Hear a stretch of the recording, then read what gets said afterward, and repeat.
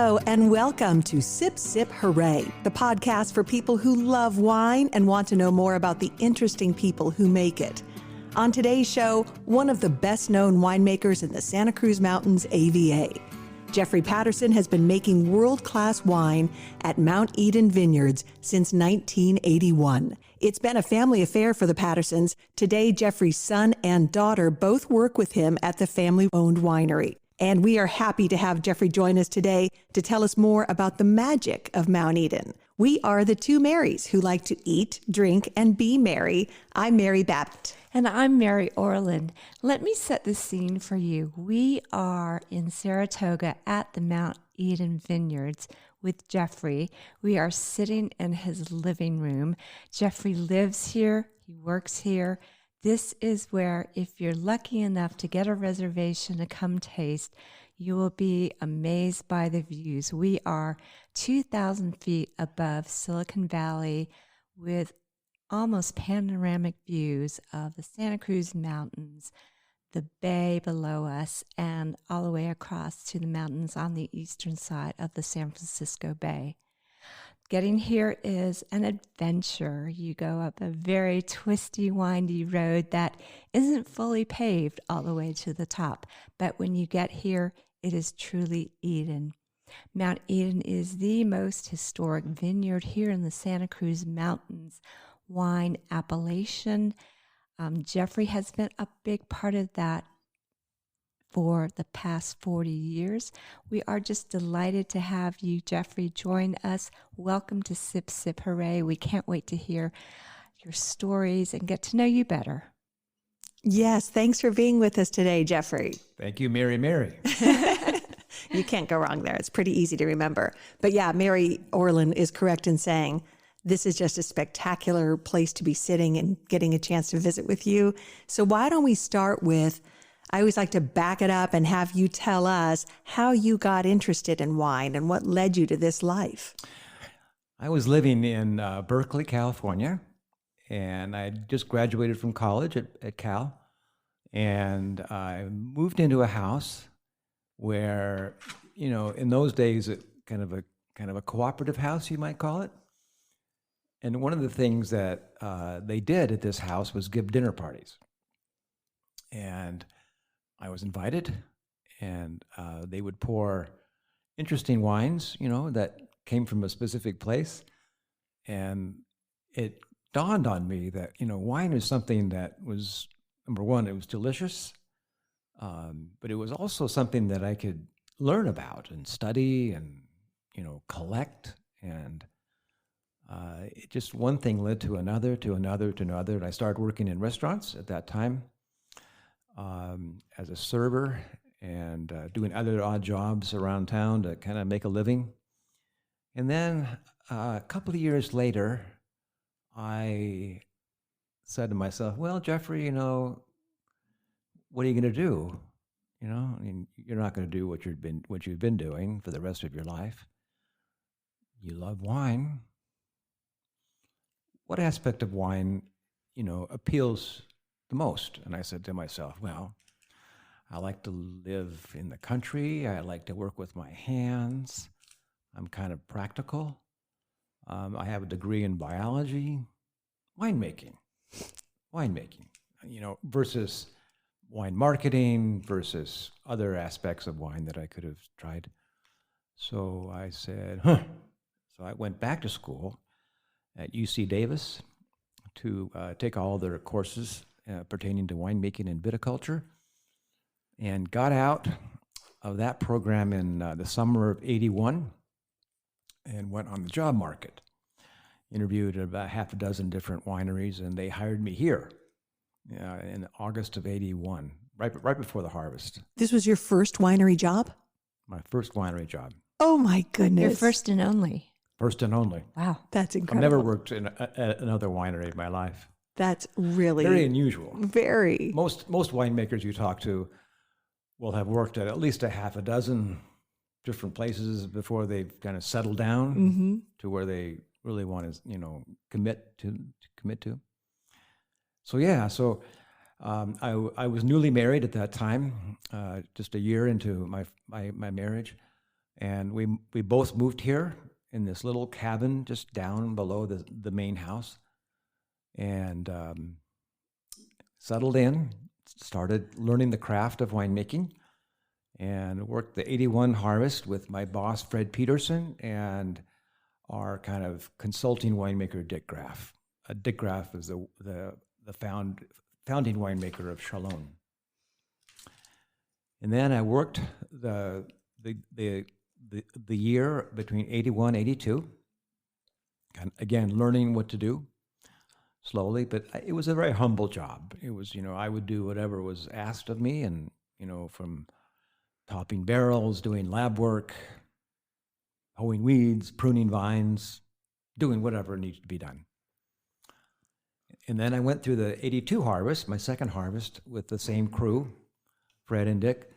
And then in December of 82, my boss, Fred, who hired me, decided to go to Healdsburg and take a new job doing a different project. And that opened the position up.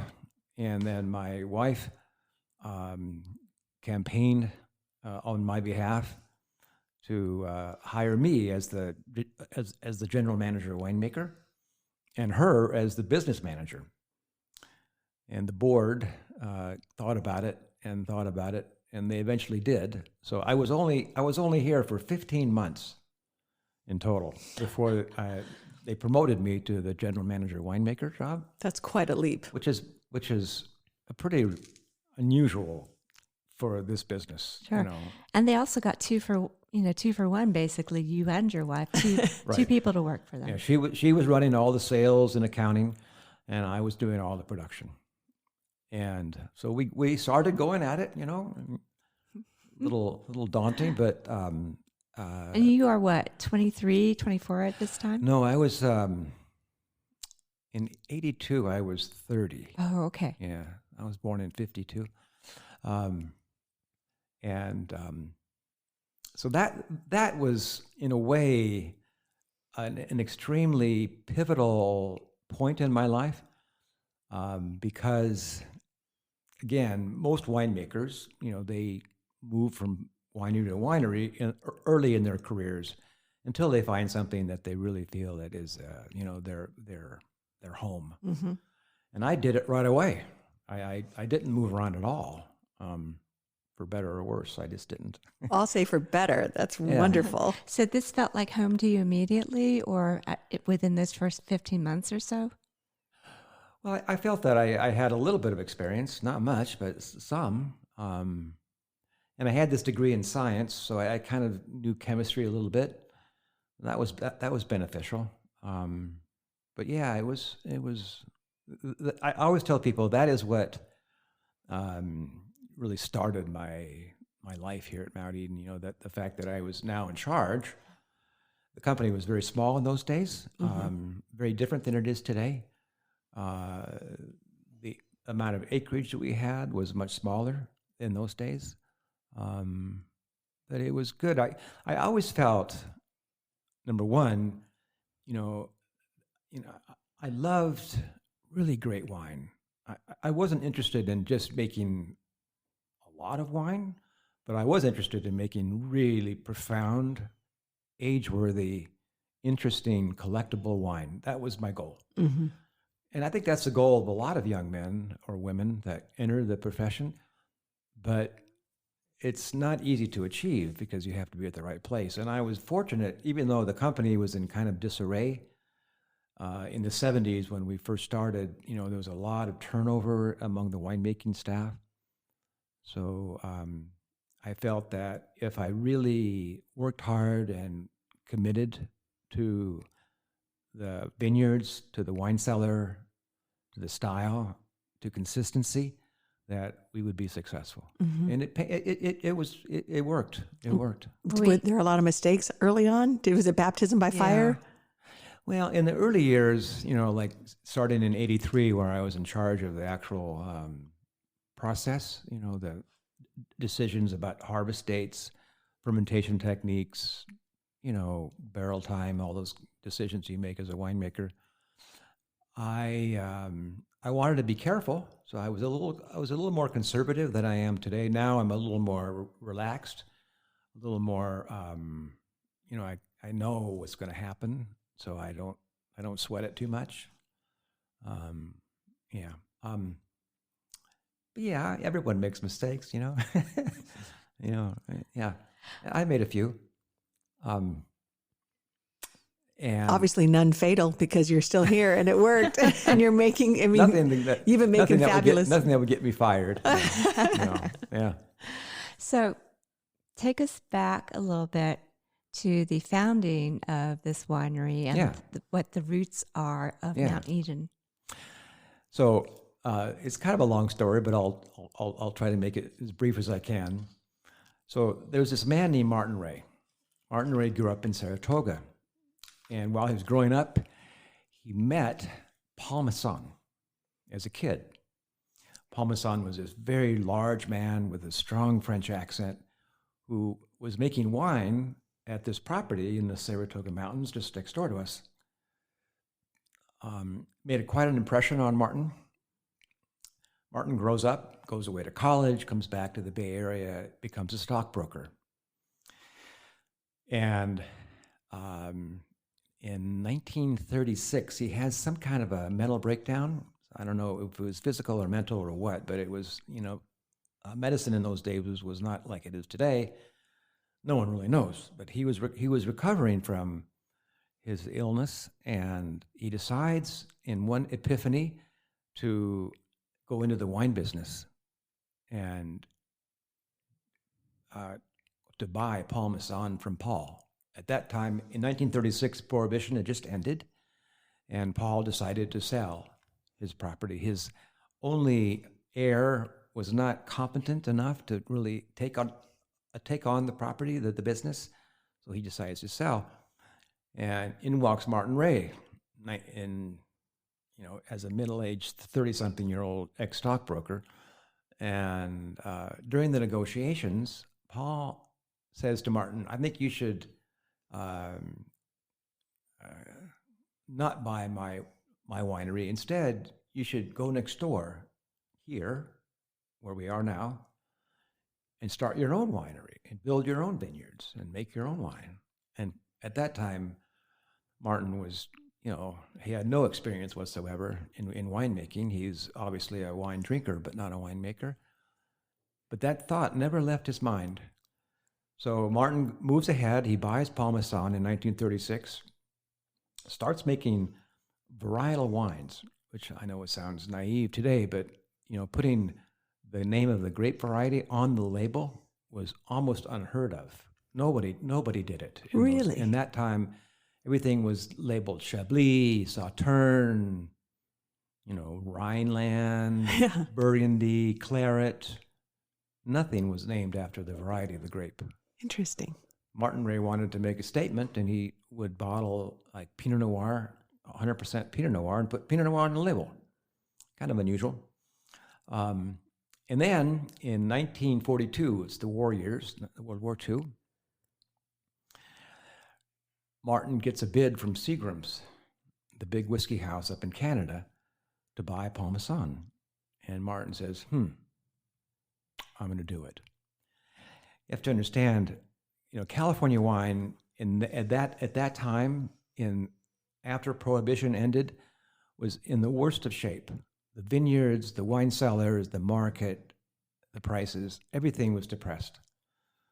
And Martin Ray, being Martin Ray, he sold it. He had only owned Masson for 6 years, but he sold it and he moved next door, just like Paul suggested. In 1943, he starts planting, of all things, Chardonnay and Pinot Noir from cuttings taken from the old Paul Masson vineyard right next door to us.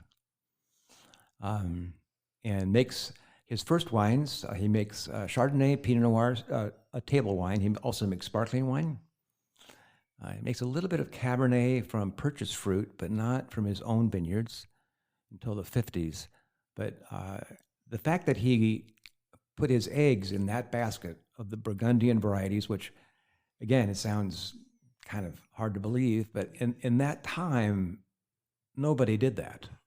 Nobody based their production on Chardonnay and Pinot Noir. But Paul was a Burgundian. He was an immigrant from France. He wasn't from a winemaking family, but he was from a winemaking region in France, the Burgundy region of France, which Chardonnay and Pinot Noir are the only really serious white and red grapes that they grow. And also he comes here, and you have to again, imagine the era that he was in, when the Santa Clara Valley below us was all agricultural. Mm-hmm. Everything was farms. Not the Silicon Valley. There was a little downtown in San Jose, but everything else, all the other towns, were these little small towns with a little main street, and everybody was in the farming business. He could have easily taken the proceeds from the sale of Parmesan and bought 100 acres of flat ground in the valley and planted a vineyard and made wine and called it Martin Ray, but he didn't.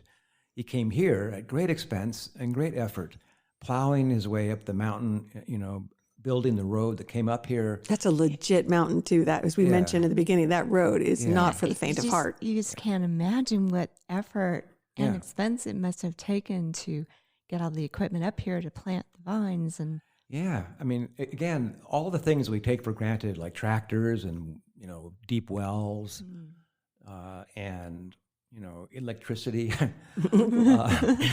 all these things that we think of as being very commonplace.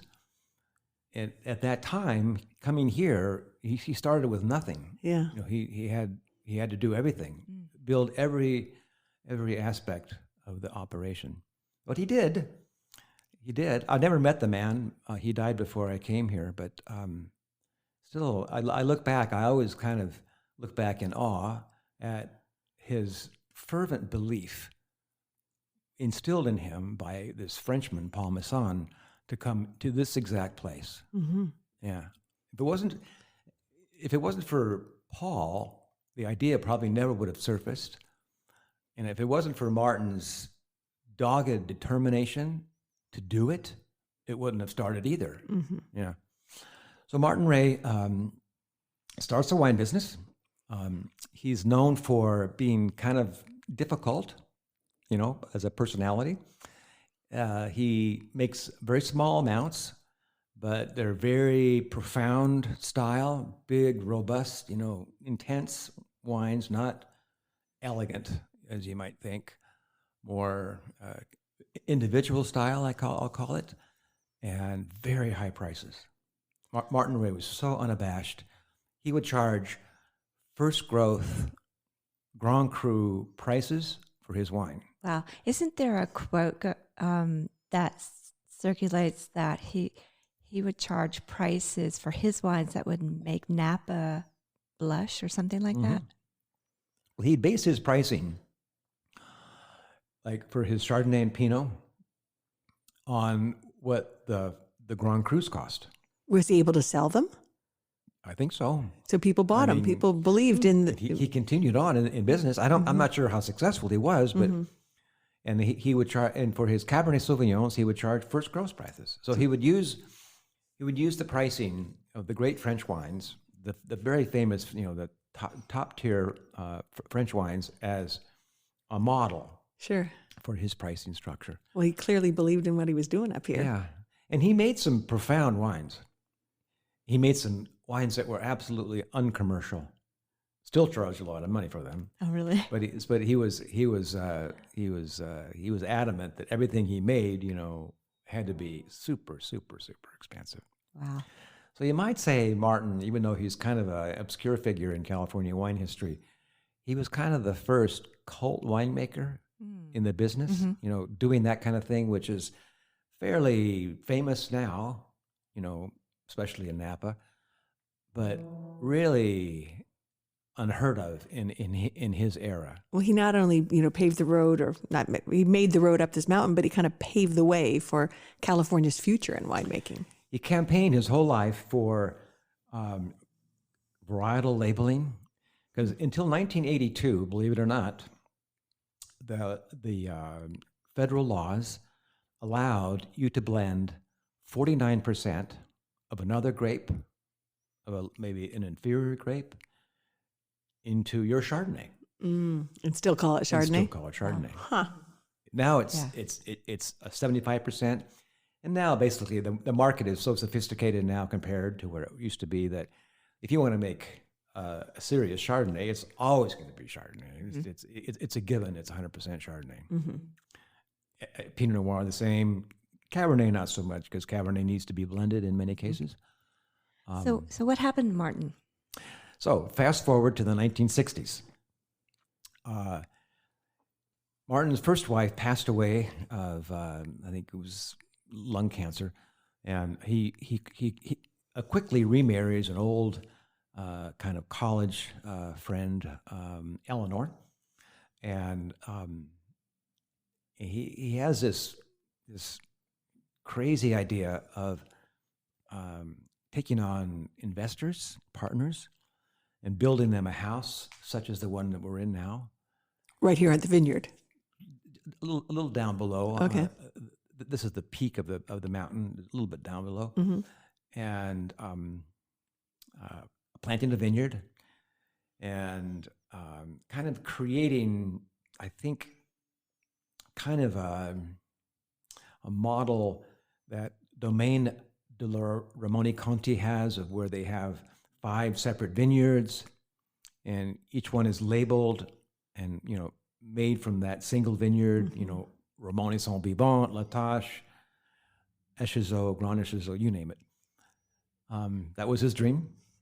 But he was, at this point, Martin Ray was getting a little senile, I think, and he was really hard to get along with and really dogmatic. And these investors, these wealthy wine lovers, got tired of it really fast. So by the end of the 60s, the whole thing fell apart, ended up in court. Oh, okay. Wow. And that, kind of wrangled its way in the courtroom for a while. And then the eventual decision was that Martin Ray should pay these investors back, make them whole. Martin Ray couldn't do it. Was he penniless? Well, I think his reputation by that time was so tarnished that he wasn't able to raise the money. So the investors basically took it over. Wow. They renamed it 50 years ago, Mount Eden Vineyards. So it was originally Martin Ray. It was Martin Ray from the mid-40s until 1970. I think that was the last full harvest from the vineyards, from the estate vineyards, under the Martin Ray label. 71 was in turmoil. A little bit of wine was made, but not much. And then in 72, it was the first full vintage under the current ownership, which is the Mount Eden Vineyards.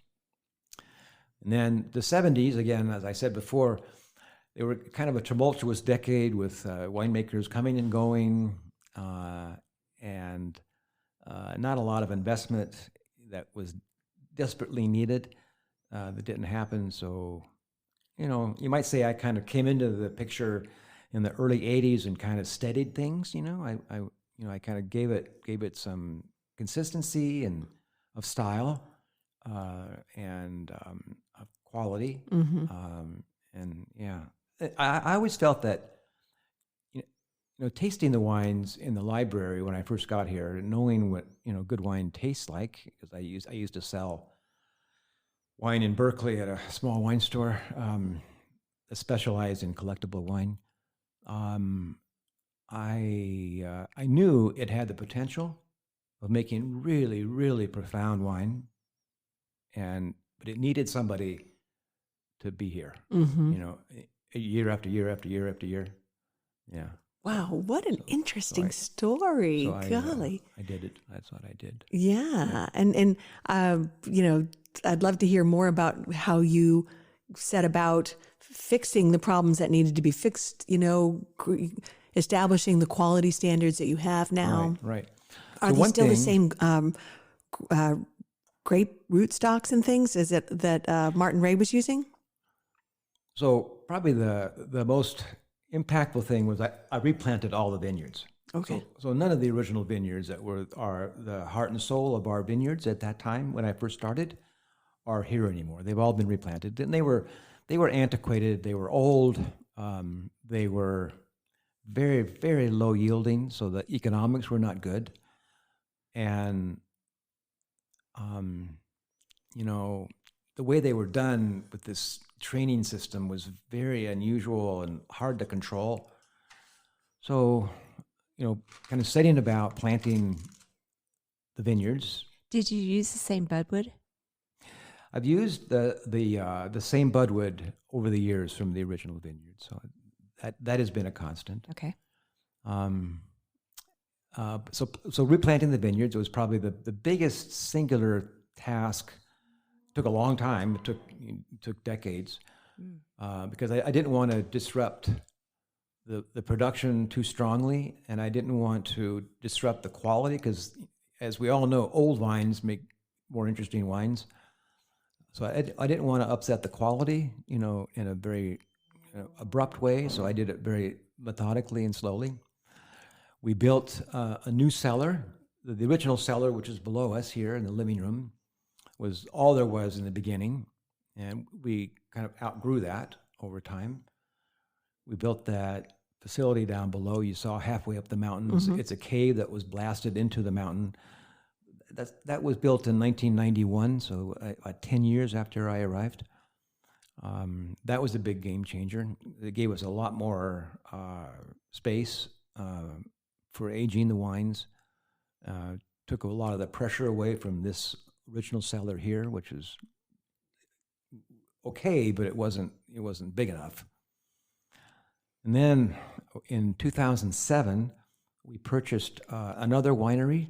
It was the former Cinnabar, and we renamed it Domain Eden, and took over the vineyards and the winery, not the brand, but just the vineyards and the winery, and started another label called Domain Eden. So we have now Mount Eden Vineyards, which is the estate wines from the original site that Martin Ray started, and Domain Eden, which is just about 2 miles away from here as the crow flies. Yeah. Well, your wines are so well known in this area and frankly around the world, but if you were to describe your style mm-hmm. to someone who didn't know your wines, how would you describe your style?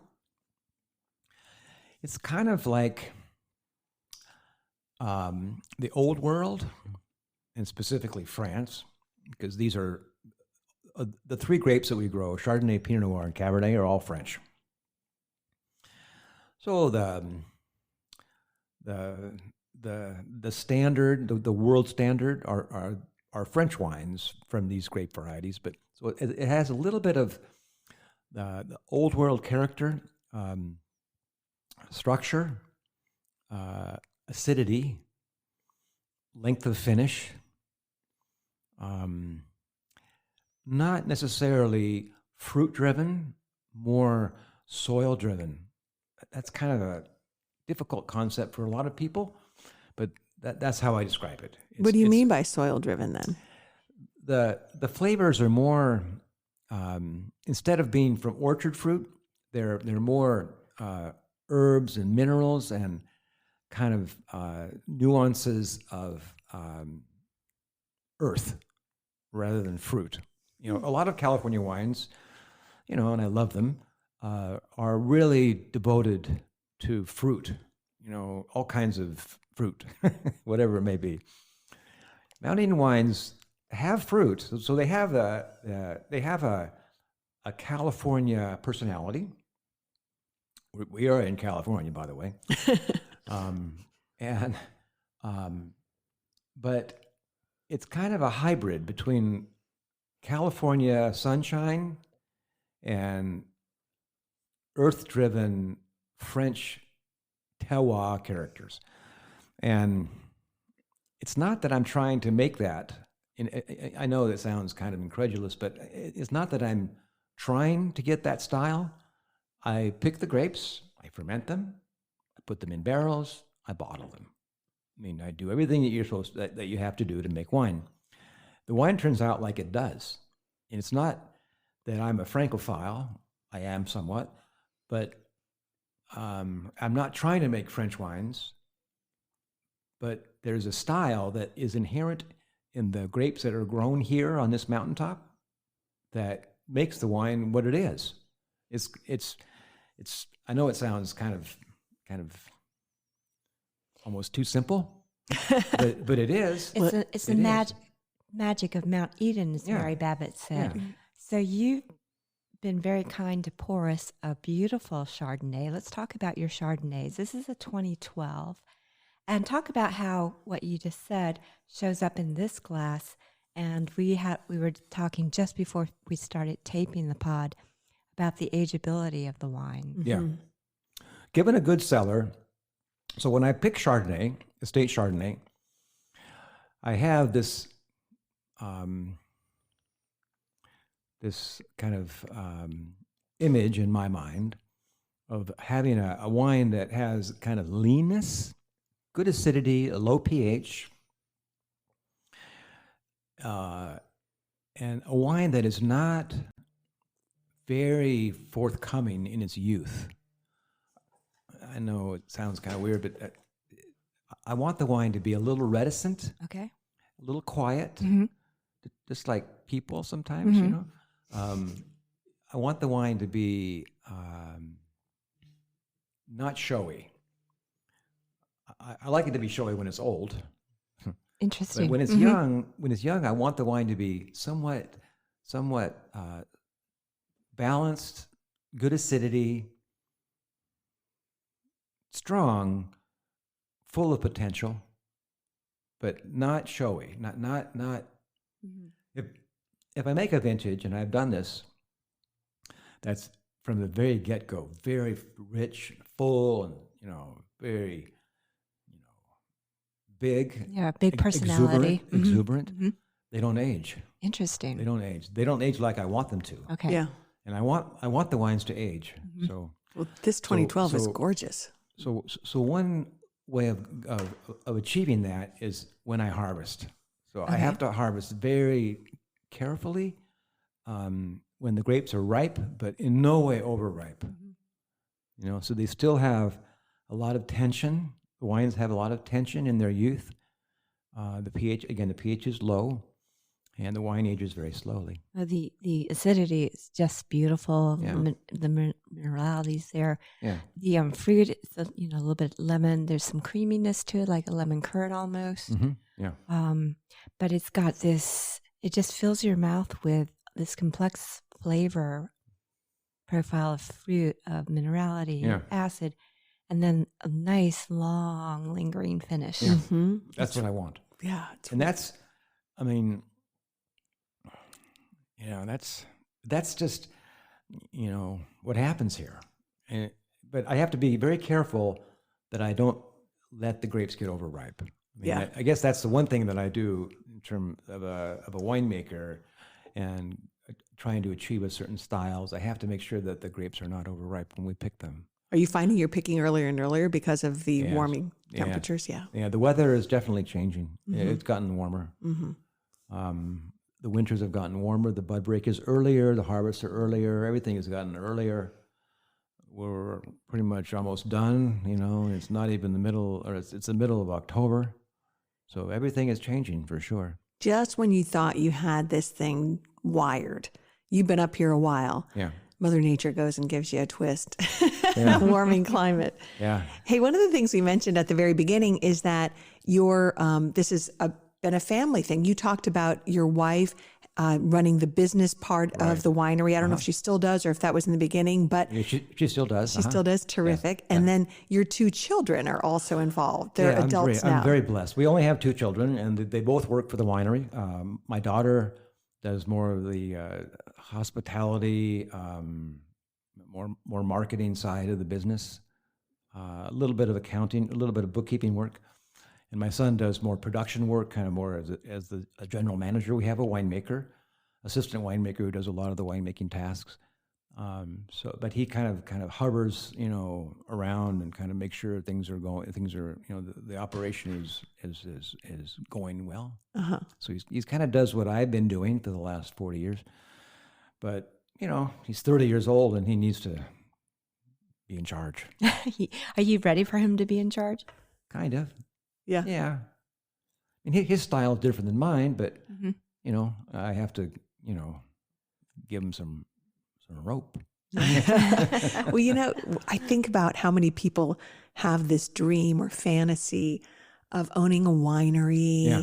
and maybe living at the vineyard Yeah. and making it, you know, like the French houses where it's a family affair, and you've actually done it. Yeah. And I mean, imagine that. It's really incredible. Yeah. And truly to be sitting here in your living room, we've got this wraparound deck with lovely tables and this incredible view over the whole valley. Yeah. And people sit out here and taste wine, and I'm Yeah. sure you and your family enjoy it, but you also allow your wine visitors to come out onto your deck Yeah.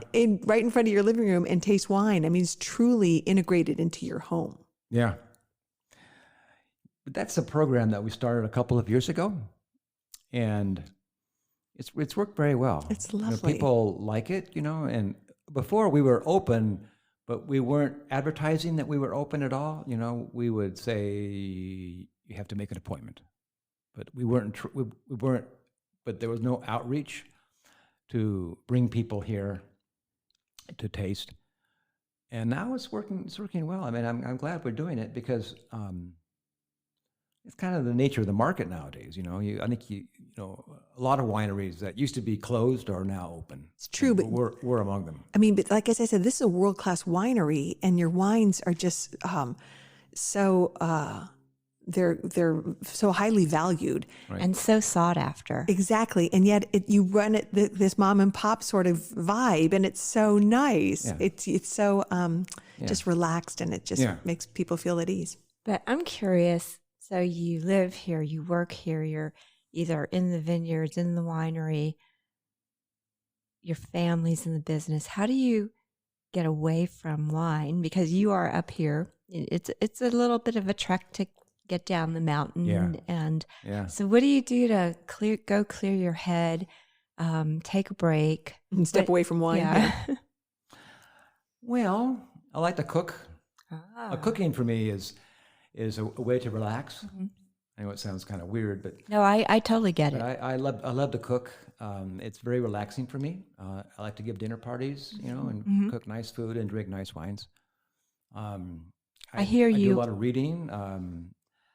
You know, I'm blessed that I have found in my working life something that I really enjoy, Mm-hmm. and I really feel very fortunate that I found something like that. You know, it's kind of rare. I think not Mhm. rare, but it's rarer There's- than it should be. There's a lot of people who are not happy with their current careers Oh, or yeah. jobs. Mhm. And I've always kind of been very grateful that I found something that I like, Mhm. you know, and it was in my late 20s, it was a dream, and it's become a reality. So Yeah. and I still feel that way. Even though I've been doing it for such a long time, I still feel that this is the only life I could ever imagine. So you are really living the dream. Yeah, so Yeah, lucky. yeah, kind of am, yeah. I hear you are a member of not just one, but 3 cookbook clubs. Yeah. So, what kind of stuff do you like to cook? And tell me about your club stuff. The cookbook clubs that I'm involved in we're all food lovers, and we have the host pick a cookbook that they want to pull from, and so we all get the cookbook, and we make up a menu, and we get together and eat it, and we kind of it's good because it pushes you to cook out of a different book that you would not normally have used, you know, so it expands your horizons. Do you have a favorite or two cookbooks that you just adore that would never leave your kitchen? I like Richard Olney. I like Judy Rogers. I like Alice Waters. Oh, I was going to ask you, Jeremiah Tower. when you were living in Berkeley, Yeah. did you know Alice Waters? And being in the wine world and her food stuff, I feel like there's kind of some synchronicity there. Was it I early worked at, days for her? I worked at a very unusual wine store. It's called Wine Taster Imports. Uh-huh. And this very eccentric man who immigrated from Hungary to London, became a veterinarian, moved to California, always in love with wine. And he had a very unusual store. It was only open on Saturdays in the afternoon. And he had all these beautiful wines that he imported directly himself. So the prices were very nice. So it was kind of an underground secret, this place, Wine Taster Imports. And you had to get there on Sunday afternoon or Saturday afternoon because he was only open for about 3 or 4 hours. Oh, really? But it was a great way for me to learn about wine because it was all these beautiful wines and they were obtainable. Mm-hmm. Yeah. This is before wine became outrageously expensive, Yes. which it is today. This was kind of right before it took off, in the mid 70s. So yeah. So was Alice Waters on the scene then? Yeah. And did you know her? Shaken started in 1971. And But being a lover of food and wine, I imagine you went there.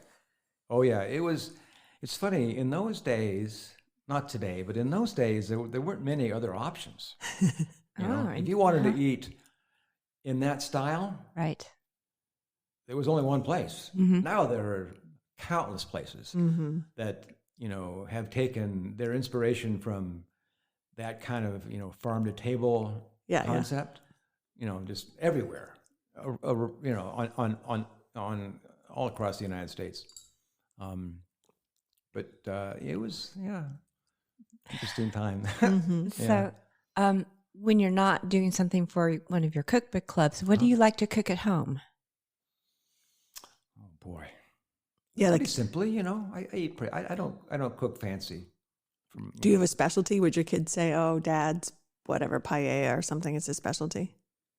I'm always asking my kids, "What's my specialty?" I like to make my own pastas. I like, from scratch. Ooh, nice. I have a roller, and I do that quite a bit. Mm-hmm. Nothing.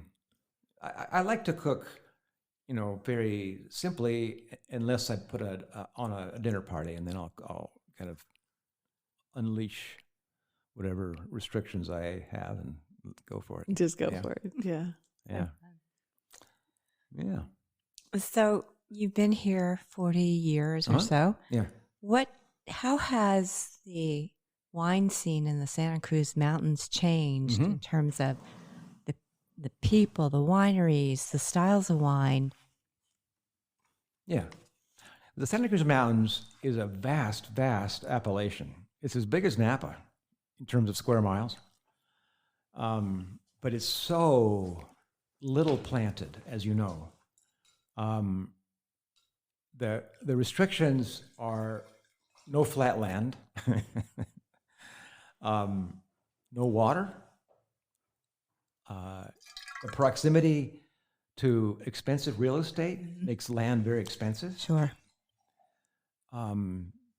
So those are the major roadblocks Okay. to planting vineyards. Yeah. Steepness, water, money. I'm sure the expenses have shot up. The water availability has gone down. Yeah. But in terms of the people who are here making wine, how have you seen that evolved? Is it a lot more crowded? Years?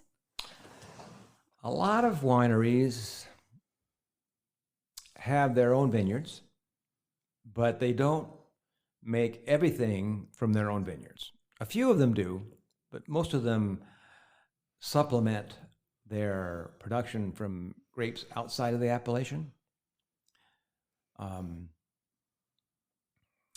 We're interesting in that all the vineyards are all by themselves.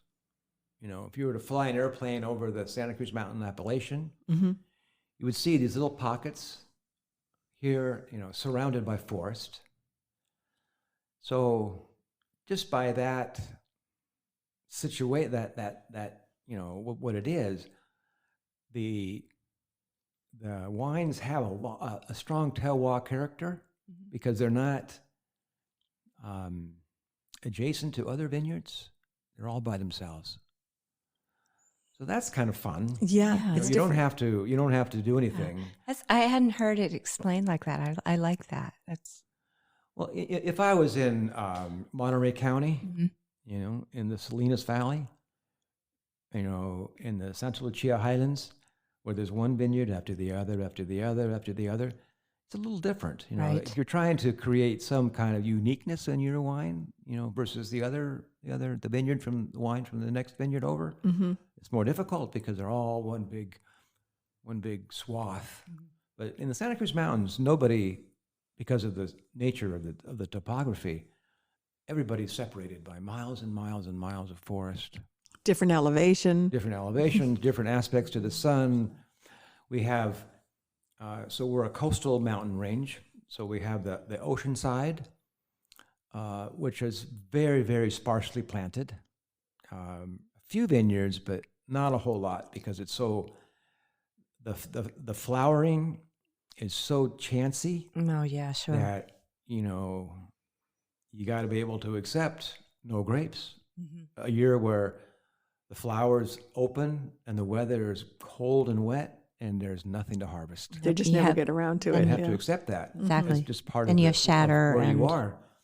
And few people can absorb it, can accept that. So most of the vineyards are on the inland side, as we are.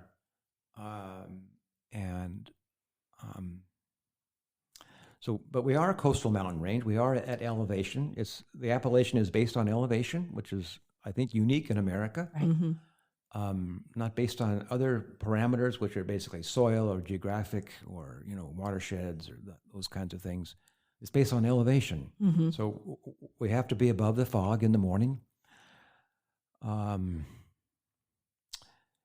Yeah. Well, It's not a wine. It's not an appellation that has a really kind of marquee winery. Like Napa has a lot of marquee wineries, and lots of them. Santa Cruz Mountains has Mount Eden and Ridge, and a couple others like Reese, but not a lot of wineries that are known across the country. Among in the kind of the wine world.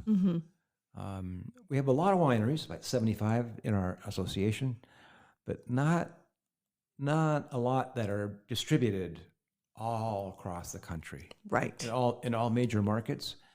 So that makes it the average wine consumer doesn't really know where we are or much about us. I know, and even though you guys have been doing this for years, it still feels a little bit like the Wild West, and it's a funny thing about the Santa Cruz Mountains. Yeah. But you certainly have managed to make a name for yourself here. Yeah. Hey, before we get any further, I wanted to ask. We have another wine in the glass now, and I wasn't. I didn't think it was possible to get better than that Chardonnay, but darn, you did it with this Pinot Noir. It's really good. It's a 2011 Mount Eden Estate Pinot Noir.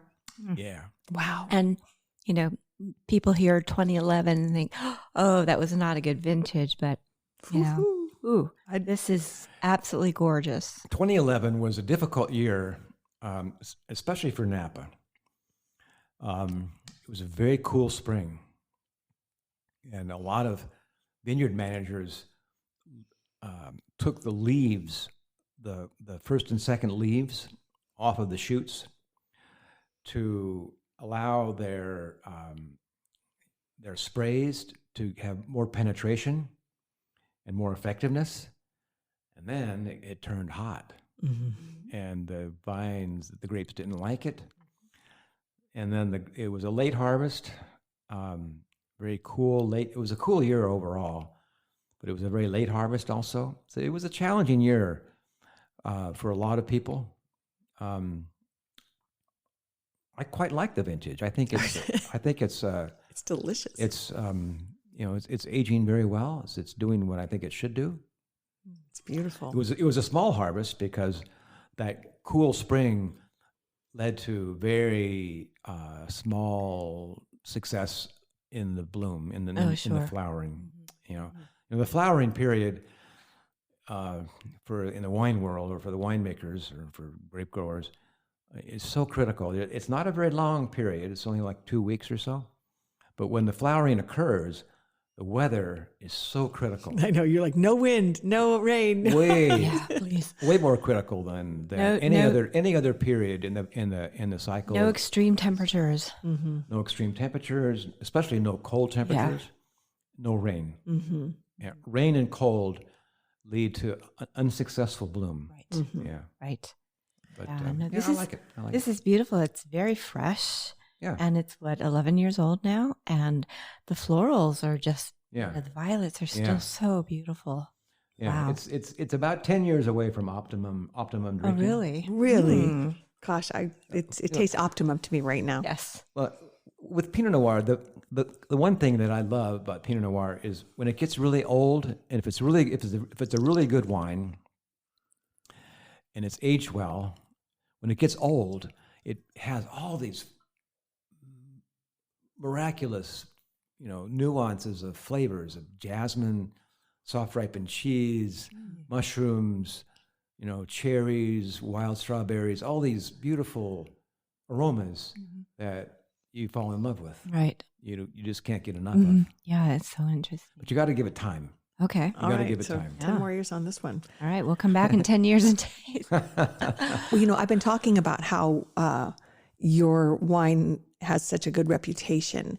And I wondered if you might tell us the royal connection to Mount Eden Vineyards. Yeah. And, So when Meghan and Harry somehow up to the lead up of their wedding, they said, we're going to choose one wine from the New World, one wine from the Old World. They didn't give any other hints. And so nobody knew, and it wasn't publicized. so it wasn't like you guys sent in, everybody send in wine, so they'll choose my wine. You didn't have to submit a bid or something for samples for tasting or anything. So no, it wasn't. They were very quiet, and they were just like normal people, having a wedding. They bought some wine for their wedding. Yeah.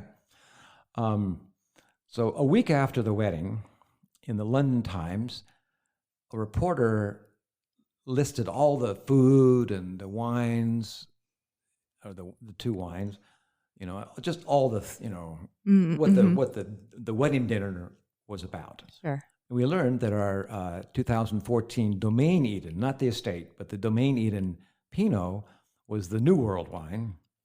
And they chose white Burgundy from a negociant, Olivier Leflevre. Oh, yes. Not the Leflevre, but Olivier Leflevre. Okay.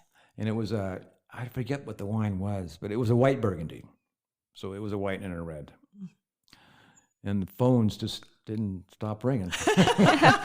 And did you have any idea before that article came out? We called our London importer. We said, what's with this? And he said, we got this order for 9 cases, and it went to some address in London, but it wasn't a royal. It wasn't Buckingham Palace? It wasn't Buckingham Palace. It wasn't Windsor Castle. Yeah. It was just an address in London. So we thought, well, that's kind of a lot of wine and one wine, but, so what?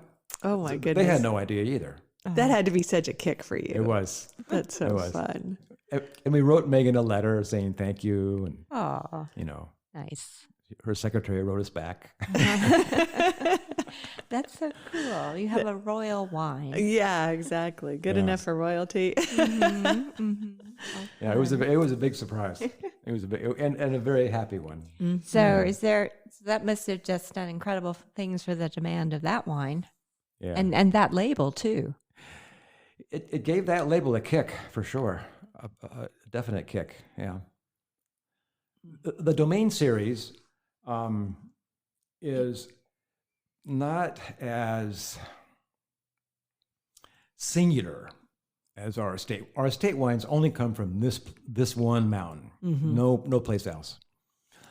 When I make the Domain wines, like the Chardonnay, for instance, it's all the Chardonnay that we grow at the Domain property and a little bit from here. So it's always a blend, 60-40, 70-30, 80-20, somewhere along those lines. So it's not, so it's from both mountains.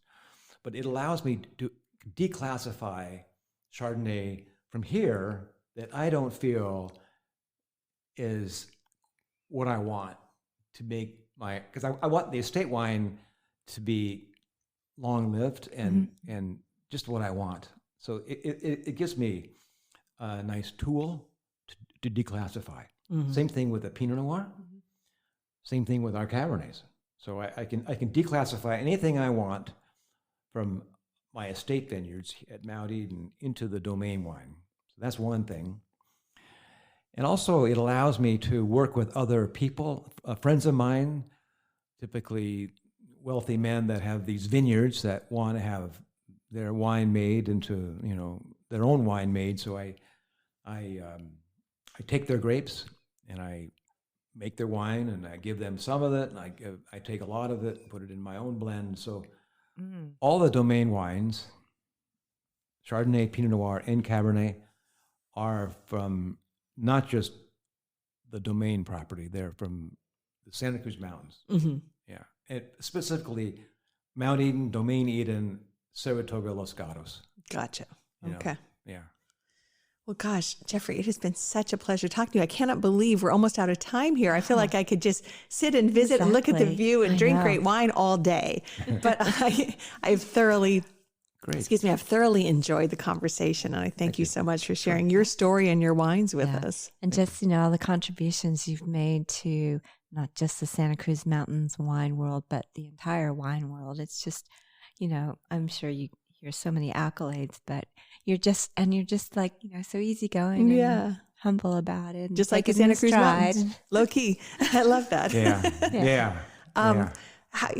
Here in the Santa Clara Valley, your wines are widely available. But what about people who live elsewhere? How do they find you? Well, there isn't much of it to begin with. So you can't, I don't really know. I guess your website. I don't really know where the wines are located, because they could be anywhere. But we do have a fairly active website and a marketplace that you can go online and order from that, and it can be shipped to your door. So that's, in terms of convenience, that's the best, that's the easiest. And that's, it's a big part of our business. Yeah, I bet, I'm sure. The beauty of the internet is, it's never shuts down, and you can live in a very remote place and still get it, if you have FedEx or UPS, Absolutely.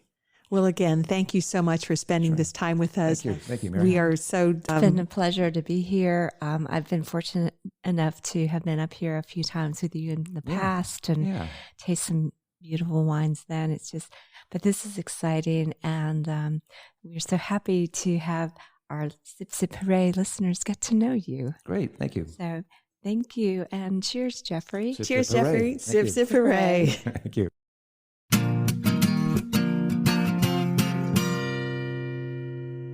Well, that's going to do it for our show today. We're so glad you found Sip Sip Hooray podcast. We thank you for listening, and we really encourage you to share our podcast with your friends.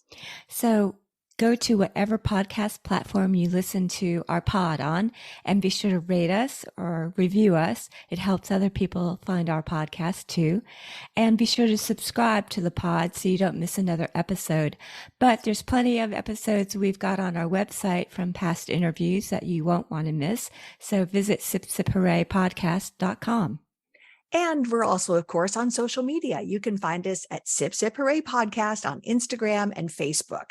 We'd love to hear from you. If you have ideas for future podcasts or great finds you want to share with us, just DM us and we'll get back to you. Thank you for listening. I'm Mary Babbitt. Cheers and Sip Sip Hooray. Cheers to you, Mary Orland. Sip Sip Hooray.